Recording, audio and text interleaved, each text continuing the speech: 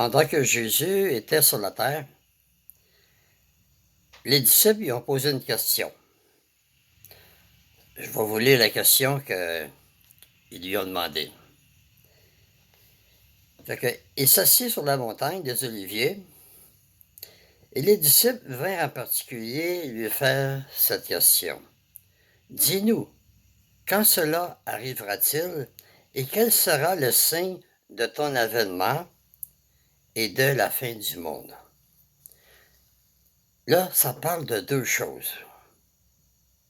Il parle de l'avènement de Jésus et ça parle aussi de la fin du monde. L'avènement de Jésus, Jésus va revenir chercher son épouse, à qui il aura préparé une place. Eux, ils deviennent des sacrificateurs de Dieu et ils règnent avec Jésus pendant les 1000 ans. Eux, ils participent à la première résurrection. Là, il demande aussi, il parle de la fin du monde. Quand ça va arriver, la fin du monde? Est-ce que c'est la fin de tout le monde? Est-ce que ça va être la fin de la planète? Non. Quand la Bible parle de la fin du monde qui est à venir, c'est pas la fin de tout le monde. C'est la fin du monde qui sont méchants. Et les justes vont hériter la vie éternelle. Vous vous souvenez que Jésus a parlé du déluge. Il dit, souvenez-vous du déluge. Dans ce temps-là, le monde mangeait, buvait, se mariait leurs enfants, et le déluge est arrivé. Ils ont été détruits. C'était pas mal de manger, de boire, de marier leurs enfants, mais ils avaient oublié Dieu.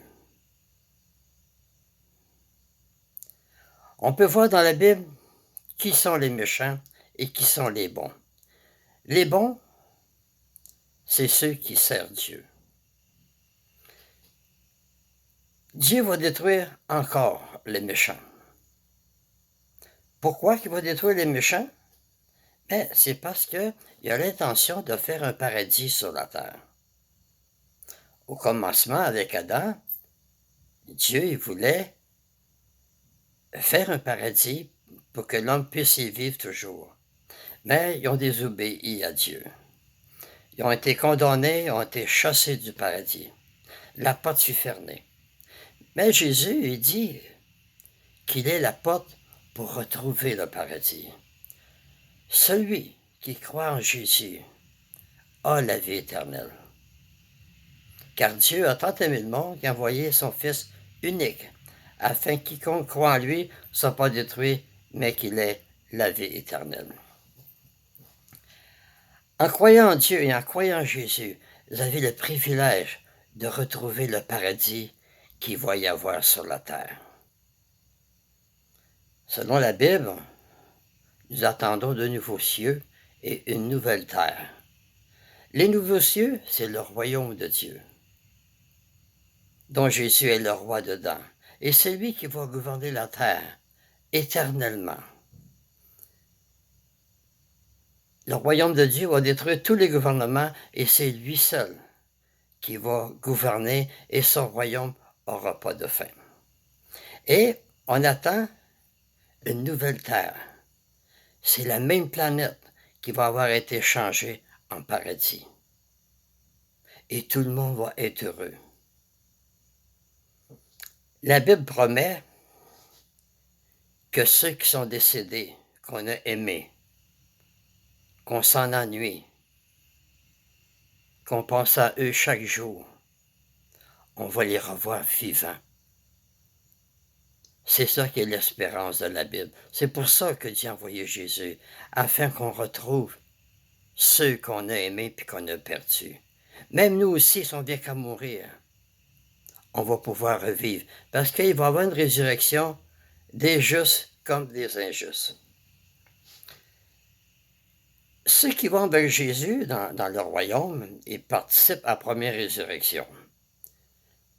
Dans le royaume, c'est tous des justes. Euh, Abraham, la Bible dit qu'il va faire partie des justes parce qu'il va être dans le royaume avec Jésus. Et sur la nouvelle terre, il va y avoir la résurrection des justes et des injustes. Comme par exemple, Jean le Baptiste était un juste. Jésus a dit que parmi ceux qui sont nés de femmes, il n'y a pas eu de plus grand que Jean le Baptiste. Mais il dit le plus petit du royaume des cieux est plus grand que lui. Jean le Baptiste, à la résurrection des justes et des injustes sur la terre, il va revivre. Il va pouvoir avoir la vie éternelle sur la terre et vivre éternellement. Oui, la Bible annonce qu'il va y avoir la vie éternelle sur la terre. Désirez-vous vivre dans la paix, dans le bonheur, avoir une bonne santé? Approchez-vous de Dieu et il va s'approcher de vous. La Bible dit, m'approcher de Dieu est bon pour moi. C'est ça qui est l'espérance de la Bible. Et la Bible annonce de belles choses dans le paradis. La Bible dit qu'il n'y a plus personne qui va souffrir de maladie. Plus personne va dire, je suis malade, j'ai mal ici, j'ai mal là. Non, il va enlever la maladie. Il n'y aura plus d'hôpitaux. Les hôpitaux, ça n'existera plus. Les gens ne mourront plus. Les cimetières, ça n'existera plus. Les animaux vont vivre en paix avec l'homme. La Bible dit, le lion va manger de la paille, comme le bœuf, et un petit enfant va conduire un lion. C'est pas beau, ça. C'est des paroles qui viennent de la Bible, ça.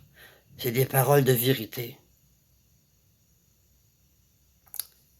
Jésus a dit à son Père, ta parole est vérité.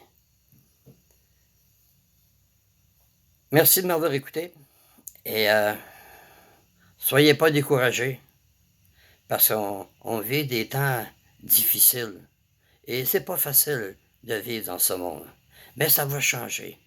Jésus a dit, quand vous verrez arriver toutes ces choses qu'on voit aujourd'hui, là, la méchanceté, la cruauté, les famines, les tremblements de terre, les guerres, il dit, relevez la tête, parce que votre délivrance approche, et comme j'ai dit, vous allez revoir ceux que vous avez aimés et qui sont décédés. Il n'y a rien d'impossible à Dieu. C'est une promesse qu'il nous fait dans la Bible. Merci de m'avoir écouté.